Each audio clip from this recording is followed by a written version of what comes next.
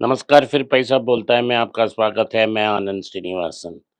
आज मार्केट नीचे है, सारी दुनिया के मार्केट नीचे हैं। एक समय 110 पॉइंट नीचे थी, लेकिन जब मैं बात करने के लिए तैयार हो रहा था 50 पॉइंट नीचे है। सोने के दाम भी गिरी है 11,460 रुपया। पिछले 2 दिन से लगातार सोना भी गिर रहा है।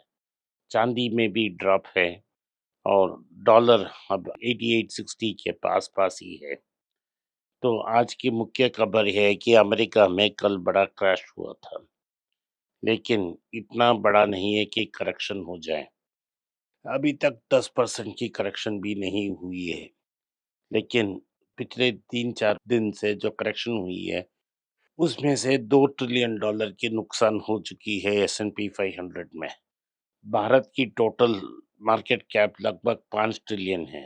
अगर इससे हम 2 ट्रिलियन ले जाएं तो एक तिहाई तो मार्केट चली गई। तो ये सेफ कहना होगा कि S&P 500 में भारत की एक तिहाई की मार्केट कैप को खत्म कर दी। अभी भी ये हल्का करेक्शन है। कहाँ भारी करेक्शन हो रहा है? भारी करेक्शन हो रहा है क्रिप्टो स्पेस में। क्रिप्टो में 126,000 $126,000 एक बिटकॉइन थी, और जब ETF शुरू हुआ तो $90,000 से शुरू हुआ था।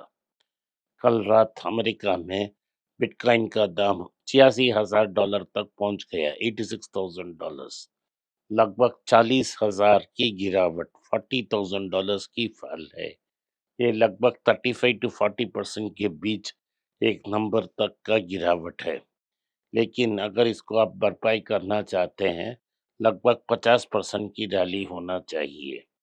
ये करेक्शन जोन के पीछे गई है और ये बेयर मार्केट 20% करेक्शन के नीचे है।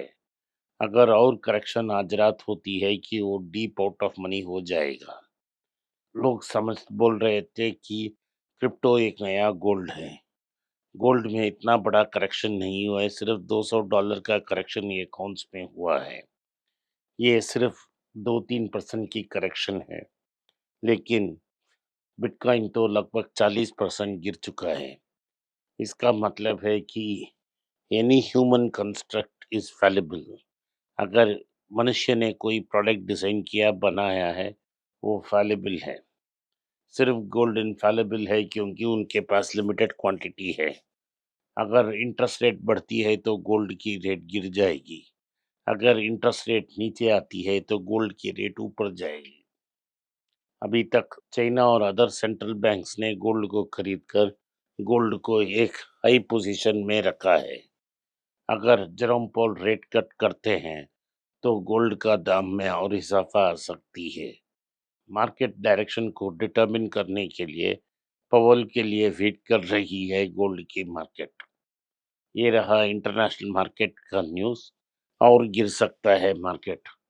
अगर मार्केट 10% के ऊपर गिरावट आई तो भारत और सब देशों में मार्केट का प्रेशर भारी पड़ेगा। अभी भारत को छोड़िए, भारत में क्या क्या न्यूज़ है इसको देखते हैं। आईटीसी जो कलकत्ता के पुराने कंपनियों से एक ने निर्णय लिया है कि कलकत्ता स्टॉक एक्सचेंज में उनकी स्टॉक लिस्ट करने से अभी कोई फायदा नहीं है। तो अपने स्टॉक को कलकत्ता स्टॉक एक्सचेंज से डीलिस्ट कर रही है। ये कलकत्ता स्टॉक एक्सचेंज के लिए बड़ा एक मुश्किल समय है और ये बड़ा बुरा खबर है, क्योंकि अभी वॉल्यूम्स डिक्लाइन हो रहे हैं और सारी वॉल्यूम्स बीएसई और एनएसई के पास जा रही हैं। बीएसई की वॉल्यूम भी कम है, सारे तो एनएसई के पास सकआउट हो रहे हैं। ये कंसोलिडेशन ट्रेंड में फर्दर वही डायरेक्शन में जा रहा है, क्योंकि कलकत्ता स्टॉक एक्सचेंज ऐसा ये सिर्फ एक ऐसा स्टॉक एक्सचेंज है जो अभी भी फंक्शन करती है कुछ स्टॉक्स को लिस्ट करते हुए। आईटीसी को ऐसा एक्सचेंज छोड़ना उनके लिए एक बड़ा खतरनाक चीज पड़ सकती है।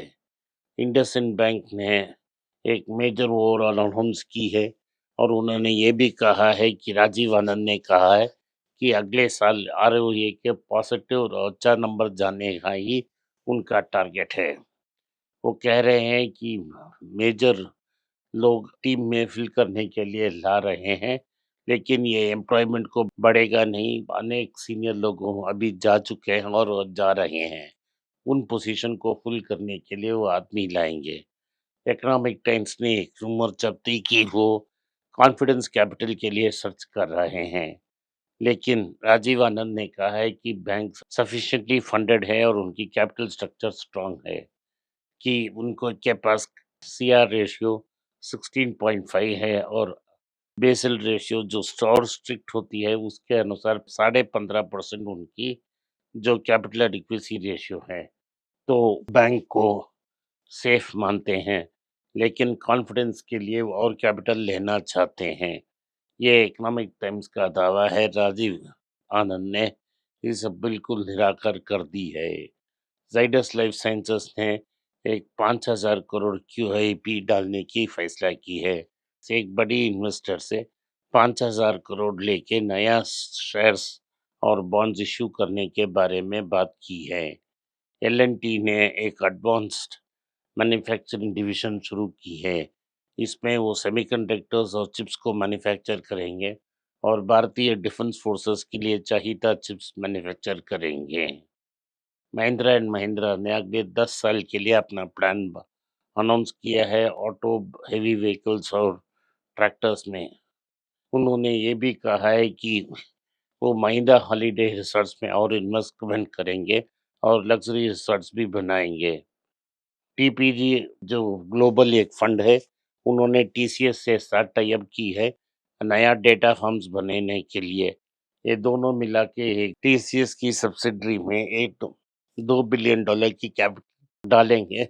लगता है दोनों एक बिलियन डॉलर डाल सकते हैं।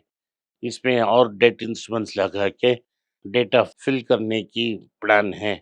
उनका ये भी कहना है कि कस्टमर्स और अंदर आके उनसे जो पैसा मिल रहा है उनसे ही वो हार्डवेयर और अदर स्ट्रक्चर्स वो बनाएंगे। तो अगली बात ये है कि ब्यूटी प्रोडक्ट्स जो बेचते थे हैं वो प्रीमियम में जा चुके हैं। ऑर्डिनरी दाम में ब्यूटी प्रोडक्ट्स लेने के लिए कोई तैयार नहीं है। इसीलिए रिलायंस ने शिफोरा से टाई अप की है और इंडिविजुअल ब्रांड्स पे कंसंट्रेट कर रहे हैं। स्विगी की दाम में 36% की गिरावट है। आईपीओ प्राइस से थोड़ा नीचा जा चुका है। अभी तक स्विगी, इंस्टामार्ट और स्विगी में प्रॉफिट्स के लिए कोई क्रेडिबल वे नहीं है। अदानी विल्मर ने एक अच्छा निर्णय करके आज जेपी एसोसिएट्स के सारे डिस्ट्रेस प्रोडक्ट्स उन्होंने कंसिडर कर ली। इससे उनकी जो प्रॉफिटेबिलिटी वो बढ़ सकती है।